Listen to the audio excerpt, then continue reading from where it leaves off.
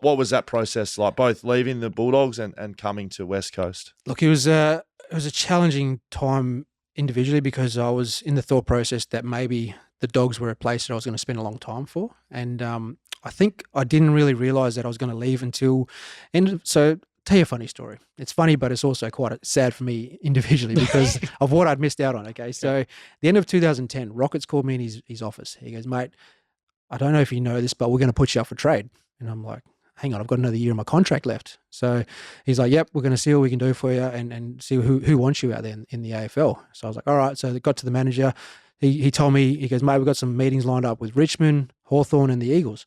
I was like, all right. So I had a meeting with them, went to Richmond, didn't feel comfortable with the place, and I was like, nah. So spoke to Woosh and he goes, mate, come over and play for us. And I was like, yeah, look, it would be good to go home, but I've got my family here. I want to be around them. I don't want to just leave them, the way they are.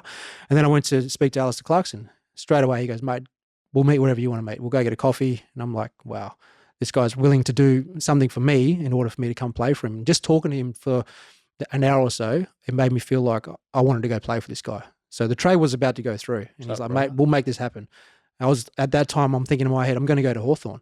And it was just before the three-peat, so the premierships were going to come in the success. I mean, they got Buddy Franklin, they got Cyril, they got Shawnee Burgoyne. The lineup is magic, it's amazing. And I'm like, this is going to be I'm going to have a great time with these guys, playing alongside them. Dream come true. Dream come true. It was basically like that. And then Rocket rings me and goes, mate, I can see what your value is now. We're not going to trade you. And in that time, the media was released that I wanted to leave the club. Not that wanted to put me off a trade. Me individually as a person wanted to go somewhere else. That's how it made me look. So that whole year after in 2011, I was copying it from left, right, centre. Even my own fans were booing me. The Bulldogs fans didn't make me feel like I wanted to be there. And at that time at the end of the year, Rocket got sacked or moved on. I don't know what happened.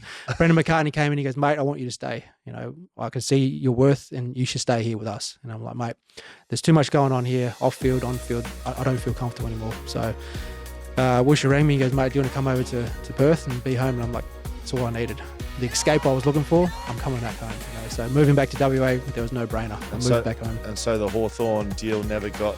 It was almost about to go through, but Rocket doing what Rocket does prevented that. Right.